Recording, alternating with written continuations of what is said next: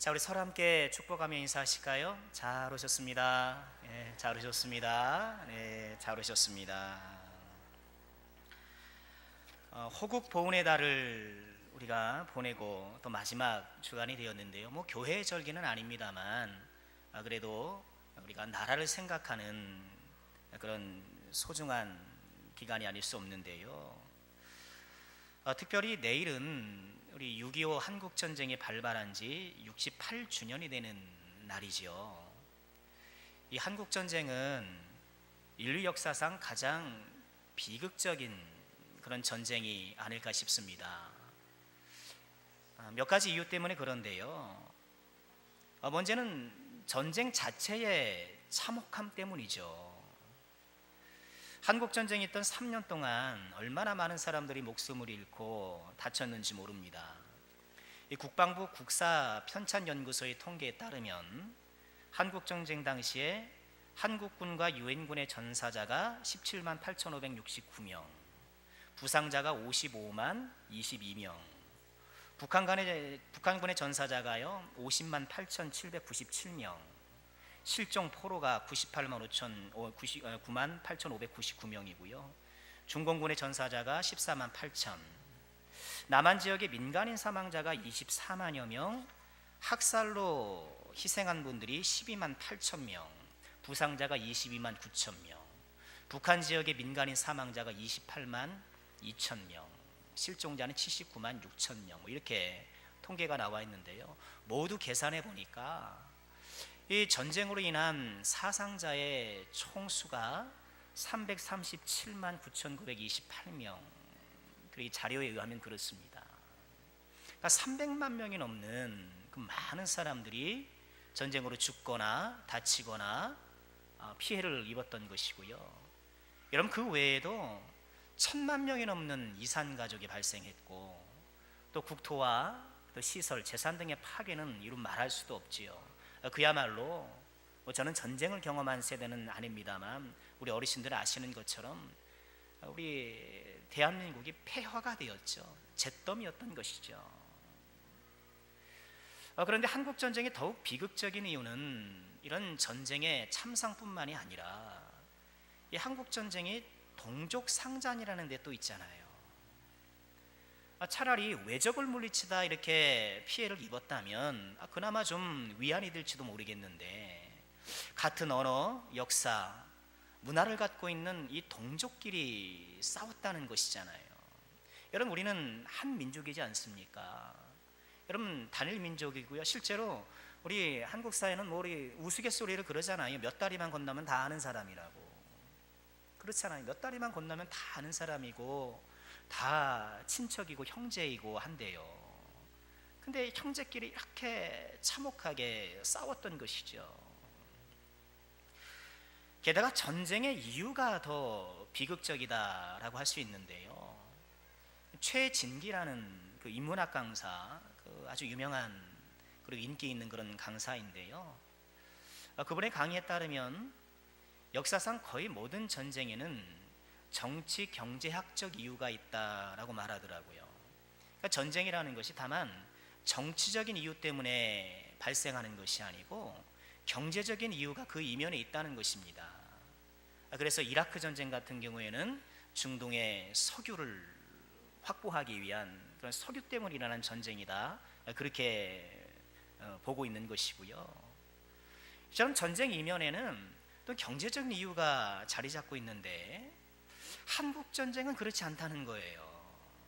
한국전쟁은 베트남 전쟁과 더불어서 순수한 이데올로기 전쟁이 있다는 거예요. 그럼 저는 이것이 한국전쟁의 비극 가운데 하나가 아닐까라는 생각을 해봐요. 이데올로기 전쟁이라는 것은요, 그러니까 생각이 다르니까 전쟁한 거예요. 나와 생각이 다른 사람을 적으로, 그것도 죽여야 할 적으로 간주하고 죽이려고 일으킨 전쟁이 한국 전쟁이라는 것입니다. 여러분, 뭐 이런 전쟁이 다시는 이 땅에서 좀 일어나지 말아야겠습니다. 그렇죠.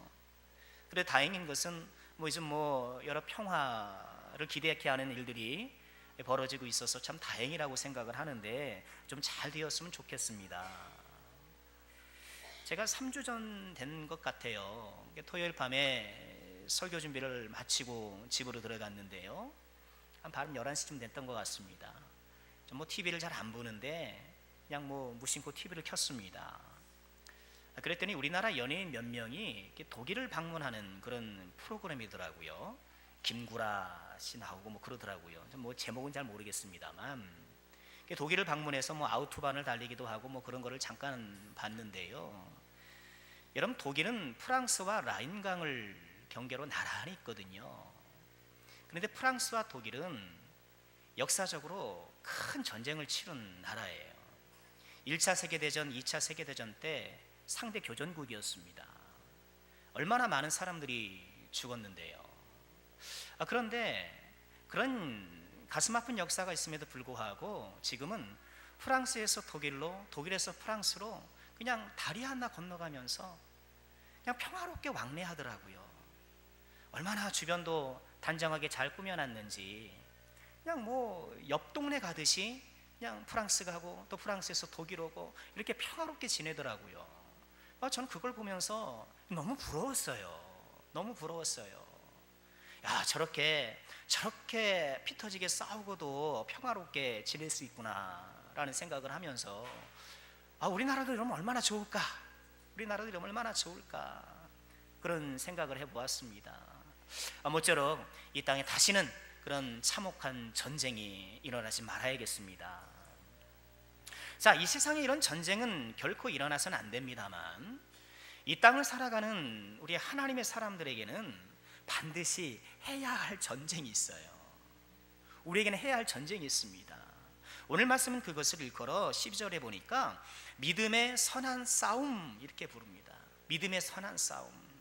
여러분, 이 세상에 물리적인 전쟁은 없어야겠습니다만 우리 하나님의 사람들은 이 믿음의 선한 싸움을 싸워야 하는 사람들이에요.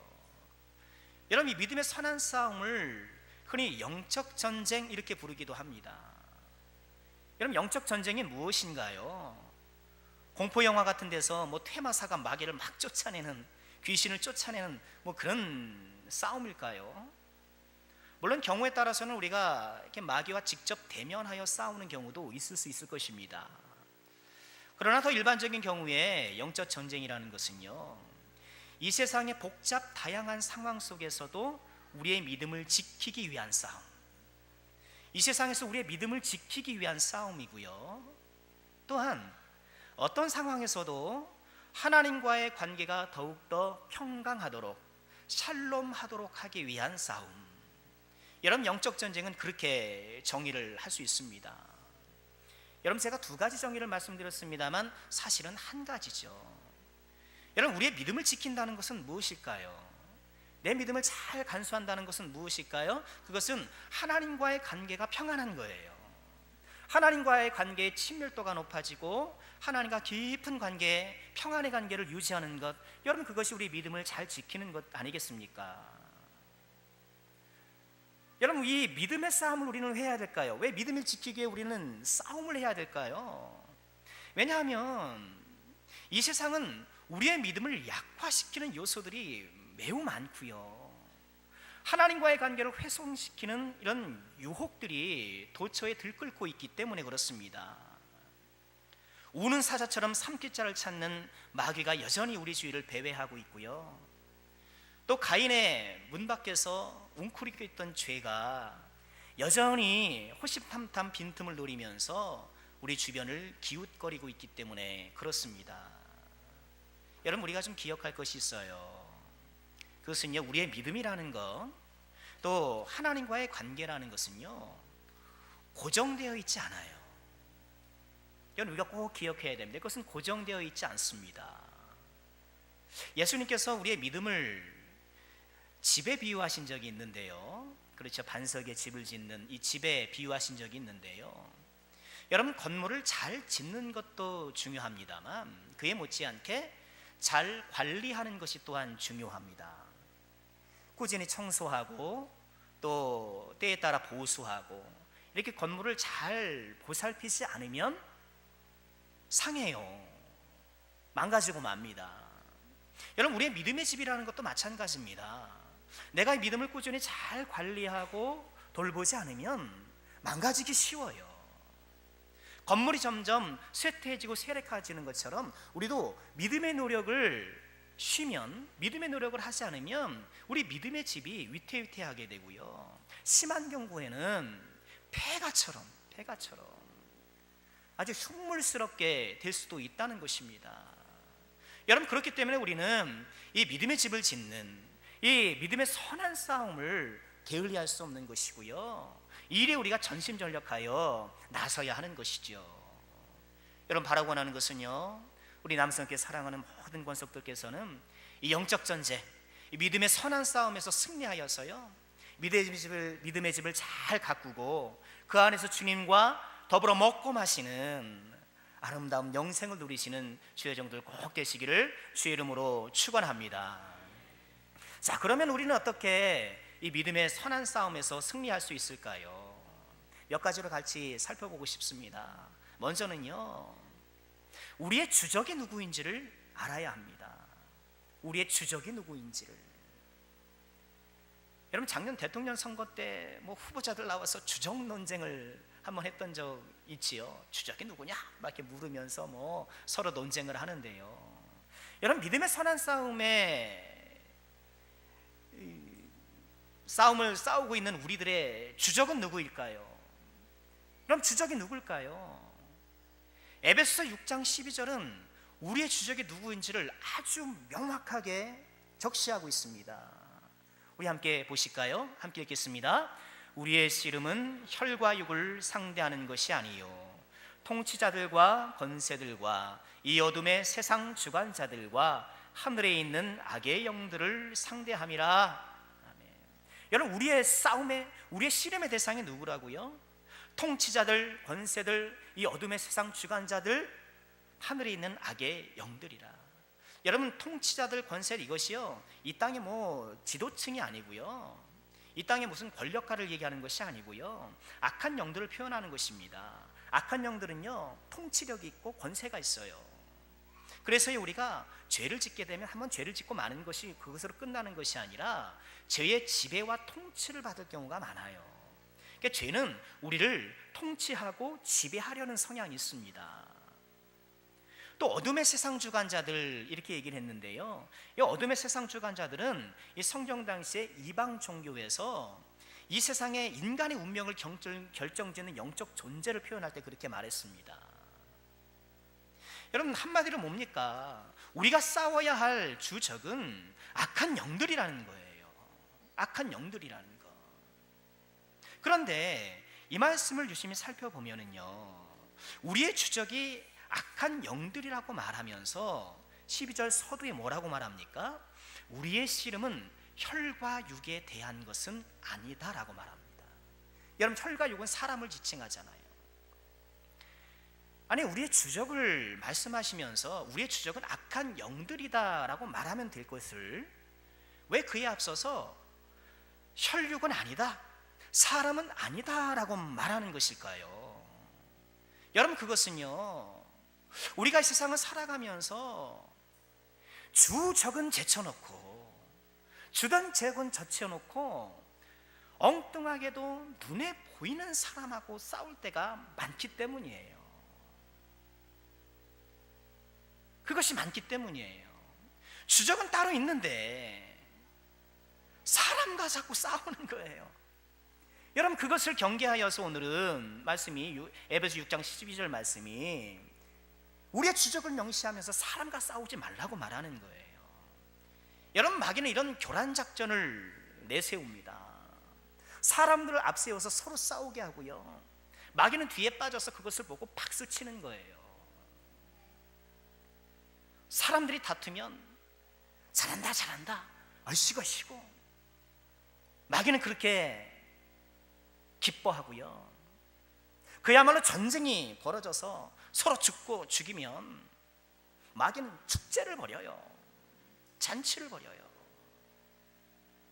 사람들이 미워하고 서로 죽고 죽이는 것에서 희열을 느끼는 것이 마귀예요. 여러분 사랑하는 성도 여러분, 그렇기 때문에 믿음의 선한 싸움을 싸우는 우리들은요, 우리의 주적이 누구인지를 분명히 하고, 또한 무엇보다 사람과 싸우면 안 돼요. 사람과 싸우면 안 돼요. 이 영적 전쟁에서 승리하기 위해서는 우선 우리가 해야 될 것은요, 사람과 다투지 않는 것입니다. 이것이 정말 중요해요. 그래서 부부간에도 싸우지 말아야 합니다. 이 목사 당신은 안 싸우나? 그런 질문하지 마시기 바랍니다. 우리 사모에게도 그런 곤란한 질문하지 마시기 바랍니다. 여러분 형제간에도 싸우면 안 돼요. 싸우면 안 돼요. 이웃들과 또 교우들과 싸우면 안 돼요. 혹시 그랬다 하더라도 빨리 화해하고 빨리 용서해야 돼요. 이것이 영적 전쟁의 승리의 첫걸음이에요. 동시에 우리는 마귀에게 이용당하지 않도록 조심해야 합니다. 마귀에게 이용당하지 않도록 조심해야 돼요. 여러분 우리는 죄인이잖아요. 죄인의 본성을 담고 있기 때문에 우리 안에는 싸움의 정욕이 있어요. 야고보서 4장 1절 말씀에 이런 말씀이 있는데요, 너희 중에 싸움이 어디로부터 다툼이 어디로부터 나느냐? 너희 주체 중에 싸우는 정욕으로부터 나는 것이 아니냐. 싸우는 정욕으로 나타난다. 그러니까 우리 안에는요 싸움의 정욕이 있어요. 공격 본능이 있어요. 이것이 죄인이 갖는 특성이에요. 사람마다 뭐 차이가 있고 뭐 그럴 수 있겠습니다만, 여러분 아담을 보십시오. 타락 후에 아담이 한 것은 하와를 말로 공격하는 거였잖아요. 쟤 때문이에요 하나님, 제가 먹게 해가지고 제가 이게 선악과를 먹게 됐어요. 말로 공격하잖아요.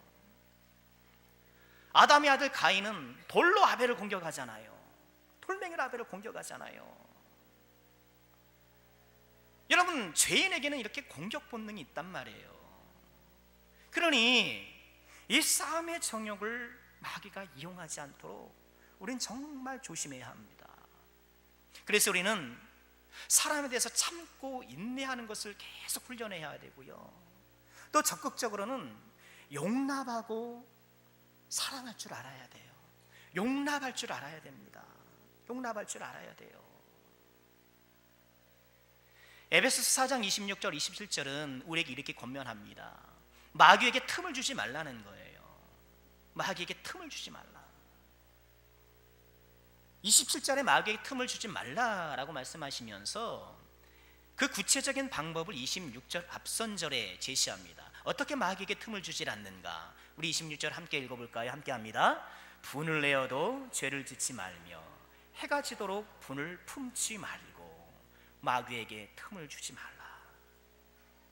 여러분 마귀에게 틈을 주는 것은요, 이 분이라는 것이, 나에게 있는 화라는 것이 나의 공격 본능을 자극하고, 여러분 그것이 폭발하게 되면 싸움으로 나타나게 되잖아요.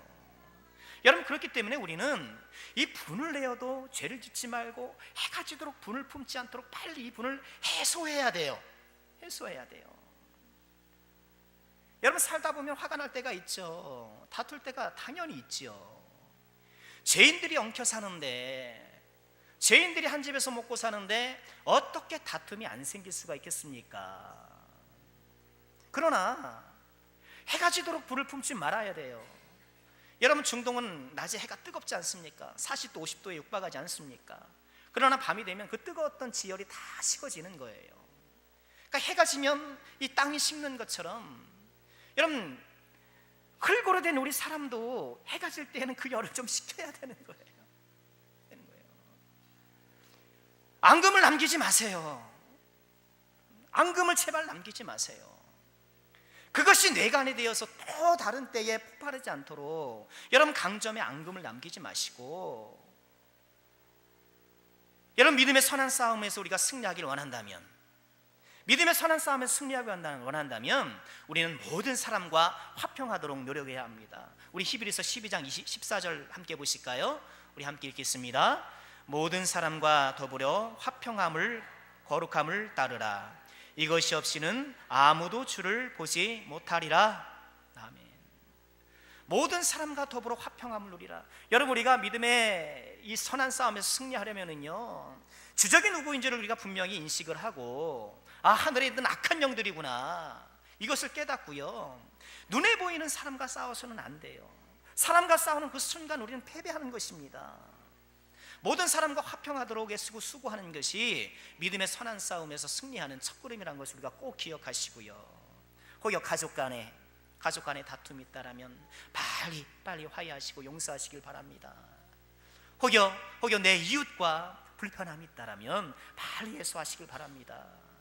그것이 영적 전쟁에서 승리하는 것입니다. 믿음의 선한 싸움을 이기기 위해서 우리가 해야 될 두 번째가 있는데요, 그것은 11절에 나옵니다. 우리 11절 말씀, 오늘 본문 6장 11절 말씀입니다. 우리 같이 한번 읽어볼까요? 오직 너 하나님의 사람아, 이것들을 피하고 의와 경건과 믿음과 사랑과 인내와 온유를 따르며. 이 11절에서 우리는 두 동사에 좀 주목해야 합니다. 이것들을 피하고 이러이러한 것들을 따르고. 여러분, 믿음의 선한 싸움을 싸운다는 것은요, 피할 것은 피하고 따를 것은 따르는 것. 여러분, 이것이 믿음의 선한 싸움을 수행하는 방법입니다.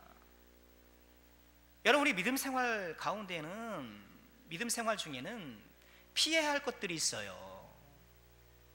피해야 할 장소도 있고요, 피해야 할 음식도 있고, 또 피해야 할 사람도 있어요.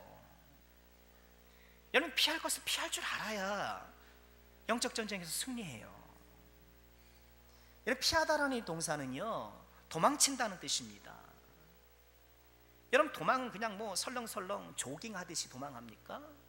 여러분, 도망치는 사람은, 여러분 뭐 동물의 왕국 보십시오.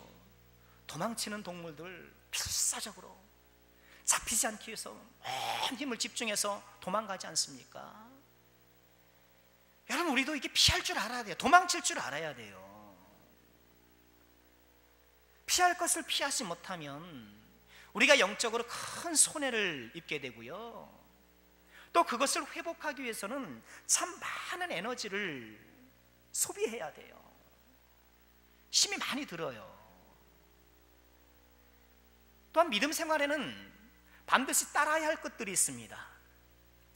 따를 것을 따르지 않으면 믿음이 자라지 않아요. 성장하지 않습니다. 여러분, 따르다는 이 동사는요, 아까 피하다와 정반대예요. 피하다가 도망치는 것이라면 따르다는 것은 그 도망치는 것을 쫓아가는 거예요. 다시 한번 동물의 왕국을 상상해 보십시오. 도망치는 동물 못지않게 그것을 쫓아가는 맹수도 전심전력을 다합니다. 여러분, 아프리카의 사자가 사냥 성공률이 20에서 30%에 지나지 않는다고 해요. 굶어 죽는 사자가 있다는 거예요. 여러분, 우린 사자는 그냥 가가지고 그냥 아무 때나 가가지고 툭 하나 잡아서 그냥 먹고 또 쉬었다가 더 먹고 싣고 그럴 줄 알지요. 안 그렇습니다. 굶어 죽는 사자가 많다는 거예요. 그러니 사자도 그 사슴 하나 잡기 위해서 전력 투구하는 거예요. 이걸 못 잡으면 내가 죽으니까. 여러분, 우리가 따르다는 것은 바로 그런 것입니다. 우리가 하나님께서 오늘 말씀에서 여러 가지를 제시해 주지 않습니까? 의와 견곤과 믿음과 사랑과 인내와 온유, 뭐 이것뿐이겠습니까? 대표적으로 몇 가지 요소를 우리에게 제시해 주신 것이겠죠. 하나님께서 우리에게 말씀해 주시는 것을 붙잡기 위해서 우리는 전심전력해서 쫓아가야 돼요. 그것을 잡으려고 달려가는 거예요. 여러분, 이것이 피할 것은 피하고 따를 것은 따르는 영적 전쟁을 수행하는 방법이라는 것입니다. 근데 우리는 문제는 무엇입니까? 피할 것은 피하지 않고 따를 것은 따르지 않고.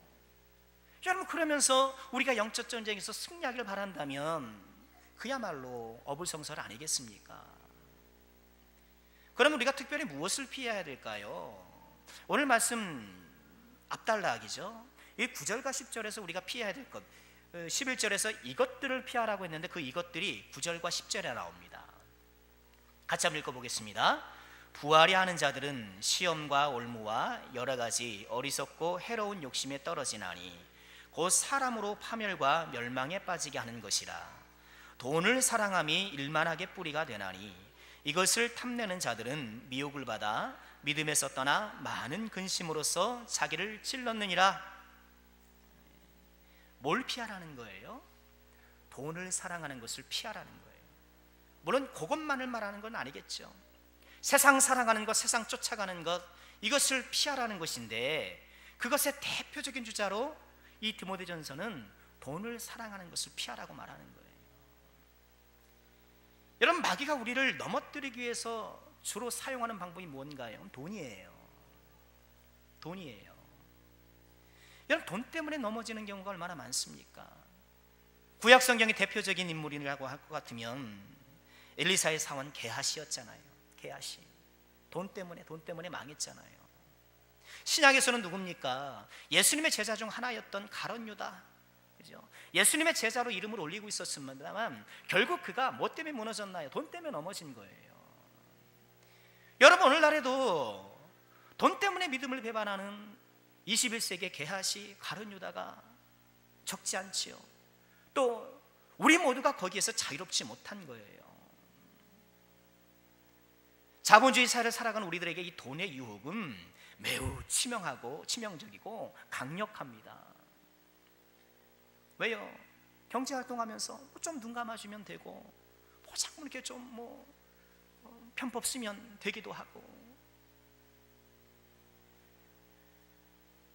오늘 말씀은 우리가 돈의 유혹을 이겨내야 되는 이유를 정확하게 설명합니다. 돈을 사랑하는 것이 일만하게 뿌리가 되기 때문이라고 말씀합니다. 그렇잖아요. 우리가 돈 사랑하기 때문에 이렇게 고통스러운 세상을 살아가는 것 아닐까요? 돈을 사랑하니까 사람을 속이고 빼앗고 죽이고, 돈을 사랑하니까 불법 편법에 동참하게 되고, 친구 배신하고, 형제간에 척을 지고 살고. 여러분, 돈 때문에 우리가 얼마나 많은 고통을 당합니까? 돈을 사랑하다가 믿음의 빈털터리가 되어서, 믿음의 거지가 되어서 참 영혼에 심각한 손상을 입는 경우가 얼마나 많냐는 거예요. 여러분, 기억하시기 바랍니다. 예수님에게조차 세상 영광 보여주며 나에게 절하주면 다 주겠다고 했던 이 마귀는요, 여전히 이 세상의 소위 말하는 성공의 길목에서 우리에게 절하도록 요구합니다. 나한테 한 번만 절해. 나한테 한 번만 절해. 그럼 세상 것 다 줄게. 우리가 영적 전쟁에서 승리하는 다양한 적용이 있을 수 있겠습니다만, 특별히 돈과 더불어 살아가는 우리들, 이 돈의 욕심의 유혹에 빠지지 아니하고 거기에서 피할 수 있어야 할 줄 믿습니다. 여러분, 그럼 우리는 어떻게 해야 될까요? 우리 다시 한번 디모데전서 앞전 단락을 볼까요? 6장 6절로 8절입니다. 제가 읽겠습니다. 그러나 자족하는 마음이 있으면 경건은 큰 이익이 되느니라. 우리가 세상에 아무것도 가지고 온 것이 없음에 또한 아무것도 가지고 가지 못하리니 우리가 먹을 것과 입을 것이 있은즉 족한 줄로 알 것이니라. 아멘. 돈의 유혹이 도처에 우리를 넘어뜨리라는 시대에 우리 하나님께서 우리에게 어떤 마음을 가지라고요? 자족하는 마음. 자족하는 마음. 지금 나에게 있는 것, 먹을 것 있고 입을 것 있는 것으로 족한 줄 아는 것, 족한 줄 아는 것. 여러분, 이것이 얼마나 귀한 믿음입니까? 여러분, 세상은 돈이 최고라고 가르치잖아요. 돈이 최고라고 가르치지만 이 세상엔 돈보다 더 중요한 것이 많습니다. 여러분, 예수를 믿는 사람이라는 것은 바로 그것들을 붙잡고 살아가는 사람들 아닐까요? 그렇잖아요. 우리 남성교회 사랑하는 모든 권속들께서는요, 믿음의 선한 싸움을 살아갈 때에 특별히 돈의 유혹으로 대변되는 이 세상의 유혹을 담대히 거절하고 의와 견건과 믿음과 사랑과 인내와 온유를 따르는 그런 귀한 주의 종들 되시기를 다시 한번 주의 이름으로 축원합니다. 자, 마지막으로 우리가 믿음의 선한 싸움에서 승리하기 위해서 반드시 필요한 것이 있습니다. 그것은 우리 주님을 바라보는 것입니다. 우리 주님을 바라보는 것입니다. 자, 다시 한번 본문으로 가시면 믿음의 선한 싸움을 싸우라는 이 당부 뒤에 13절 14절을 보면 이 명령을 지킬 것을 재차 강조해요. 13절 14절 보시죠. 만물을 살게 하신 하나님 앞과 본디오 빌라도를 향하여 선한 증언을 하신 그리스도 예수 앞에서 내가 너를 명하노니 우리 주 예수 그리스도께서 나타나실 때까지 흠도 없고 책망받을 것도 없이 이 명령을 지키라. 선한 싸움을 살아야 한다라고 당부하면서 이 명령을 지키도록 재차 강조하는데, 여러분 재차 강조하면서 무엇을 얘기를 합니까? 13절에 보니까 만물을 살게 하신 하나님 앞과 본디오 빌라도 앞에서 선한 증언을 하신 그리스도 예수 앞에서 내가 지금 명한다. 왜 이렇게 길게 나열하는 걸까요? 왜 만물을 살게 하신 하나님, 본디오 빌라도 앞에서 선한 증거를 하신 예수님을 내세우면서 이 명령을 꼭 붙들라고 강조하고 있는 것일까요? 여러분, 우리가 믿음의 선한 싸움에서 자꾸 패배하는 이유는 무엇일까요? 왜 우리는 돈의 유혹에 자꾸 넘어가서 불법에 손대고 편법에 손대고 그러는 걸까요? 그것은요, 지금 이것을 놓치면 내가 살기 힘들다고 생각하기 때문이에요. 그렇죠? 지금 내가 이 돈을 놓치면 손해볼 것 같고 사람들에게 바보 소리 들을 것 같고 바로 갈 것을 빙 돌아가게 될 것 같고 어려울 것이라 살기 힘들 거라고 생각하기 때문에 그래요. 여러분, 그럴 때 우리가 바라봐야 할 하나님 누구예요? 만물을 살게 하신 하나님, 만물을 살게 하신 하나님, 이 하나님을 바라봐야 되는 거예요. 우리는 당장 그 돈이 있어야 살 것 같고 그 돈이 없으면 죽을 것 같지만, 여러분, 우리를 살게 하는 것, 만물을 살게 하는 것은 돈이 아니고 만물을 살게 하는 것은 세상 것이 아니고 만물을 살게 하시는 것은 우리 하나님이라는 거예요. 이것을 우리가 좀 믿어야 돼요. 이걸 믿어야 돼요. 이걸 믿어야 돼요. 사람이 떡으로만 살 것이 아니라, 사람이 돈으로만 살 것이 아니라 하나님의 입으로 나오는 모든 말씀으로 살 것은 우리가 믿는 것 아닙니까? 먼저 그의 나라와 그의 일을 구할 때에, 먼저 하나님의 뜻을 우리가 받들어 그 뜻을 쫓아갈 때에 우리의 모든 필요를 채워주시는 이 하나님의 신비로운 역사를 우리가 경험하는 것 아니겠습니까? 여기 우리의 믿음이 요구되는 거예요. 믿음의 선한 싸움을 싸우면서 왜 우리는 본디오 빌라도 앞에 서신 예수님을 바라봐야 할까요? 여러분, 본디오 빌라도 앞에서 예수님은 어떻게 하셨나요? 본디오 빌라도를 대표로 위시하여서 예수님을 부당하게 공격하는 많은 사람들, 그 대표가 지금 본디오 빌라도 아닙니까? 그렇게 자신을 공격하는 사람에게 우리 예수님 어떻게 하셨습니까? 그들과 맞서지 않으셨어요. 맞서지 않으셨어요. 그들의 부당한 공격에 맞서지 않는 것이야말로 이 부당한 공격을 조정하고 있는 마귀를 이기는 방법이라는 것을 알고 계셨기 때문에 그런 거예요. 예수님은 그들을 직접 맞서지 않으셨어요. 그들과 싸우지 않으셨어요. 오히려 그들을 용서하셨고, 그래서 믿음의 선한 싸움에서 승리하신 것 아닙니까? 만약 예수님이 그 순간의 분노를 못 참고 천군 천사를 동원해서 그들을 쓸어버리셨다면, 십자가 앞에서 비난하는 사람들처럼 십자가에서 내려라 할 때에 보란듯이 내려와가지고 다른 사람들 다 제압하고 보여줬더라면, 여러분, 그 순간은 어떻게 사람들을 굴복시켰는지는 모르겠지만 예수님이 승리할 수는 없었다는 거예요. 여러분, 나에게 맞서는 사람, 내가 어떻게 당장은 그를 내가 이겨먹을 수는 있을 수 있어요. 그를 굴복시킬 수 있을지도 몰라요. 그렇지만 그것은 승리가 아닌 거예요. 패배예요. 죽는 것이 사는 것이고 지는 것이 이기는 것, 이것이 십자가의 신비고 십자가의 승리라는 거예요. 여러분, 이것을 좀 잊지 마시길 바랍니다. 이것이 십자가의 신비고 십자가의 승리라는 거예요.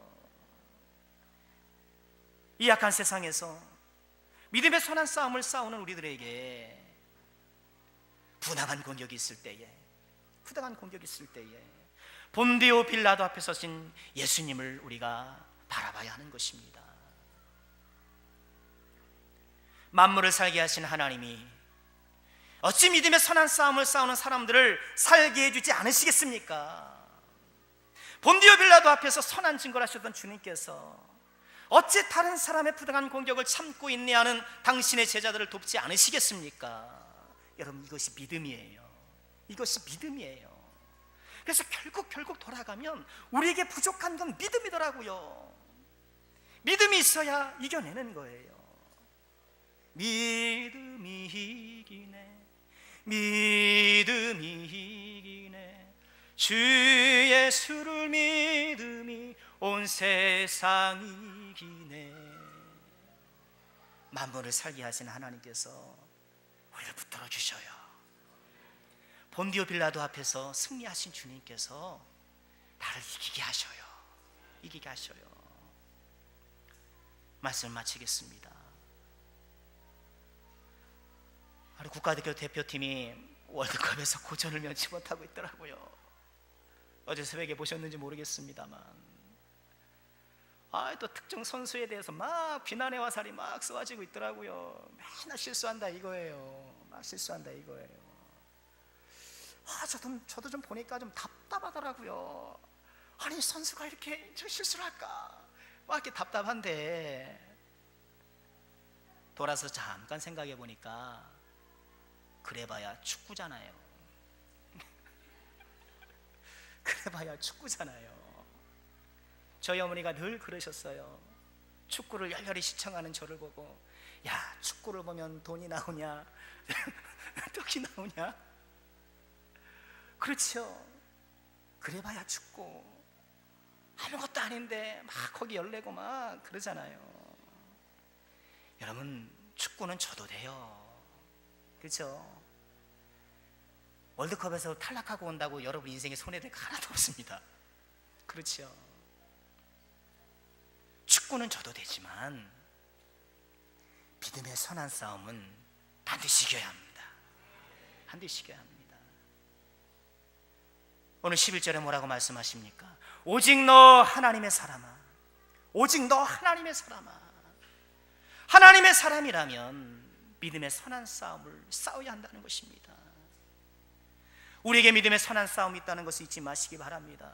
우리의 지적이 누구인지를 분명히 하시고, 피할 것은 피하고 따르는 것은 따르는 지혜와 결단이 우리에게 있기를 소망합니다. 만물을 살게 하신 하나님과 본디오 빌라도 앞에서 당당하게 승리하신 우리 예수님을 바라보시길 바랍니다. 하나님의 사람으로서 우리에게 당면한 이 믿음의 선한 싸움에서 주의 능력으로 날마다 승리하여서 주님의 기쁨이 되는 우리 모든 권속들 되시기를 주의 이름으로 축원합니다.